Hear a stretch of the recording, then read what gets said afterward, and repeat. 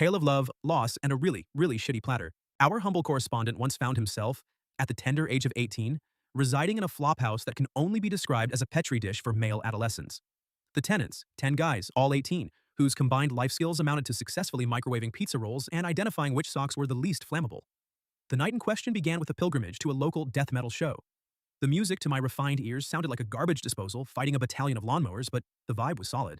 It was a sea of angry, happy people, and my roommate, a guy we'll call Smurf, because his real name was Dave, and that's just not interesting, was on a mission. Smurf, leveraging the charm of a baby walrus on amphetamines, somehow pulled.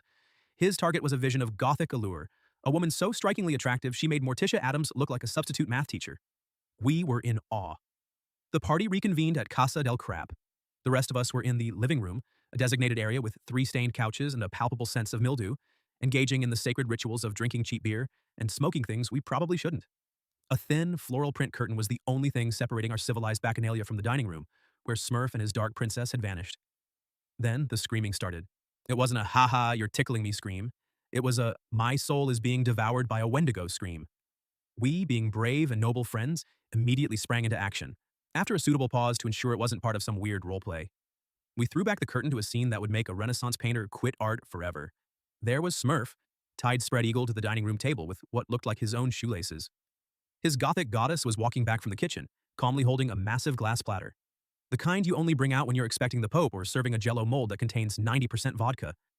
With the serene focus of a master sushi chef, she placed the platter on Smurf's chest. Then she hiked up her skirt, assumed a position over the platter that I can only describe as architecturally unsound, and delivered. Friends, she took a dump. A real crown-worthy history-making log. Right there on the platter. On our friend. She finished. Made eye contact with each of us, her work now a public exhibit. She gave a small, satisfied smile, as if she'd just arranged a lovely bouquet of flowers. Then she got dressed, walked out the front door, and vanished into the night, a phantom shitter returning to the shadows. What does one do in such a situation? Untie him? Of course not. That would be rude. She was clearly an artist, and you don't interrupt a masterpiece. We did what any red-blooded American heroes would do. We left him tied to the table with his new, fragrant centerpiece, and went back to the couch to watch a bootlegged copy of Superbad. For the next 2 hours, the periodic, panicked cries of "Guys, seriously, untie me," were met with a chorus of our own witty commentary. "Looks like you're in a real crappy situation, Smurf." And "I guess she really dropped a load on you, man." The mystery was solved days later. Turns out Smurf had taken this very same girl's virginity back in 9th grade, and then ghosted her harder than a cabin-in-the-woods horror movie victim. For 4 long years, she'd nurtured that grudge, waiting for her moment.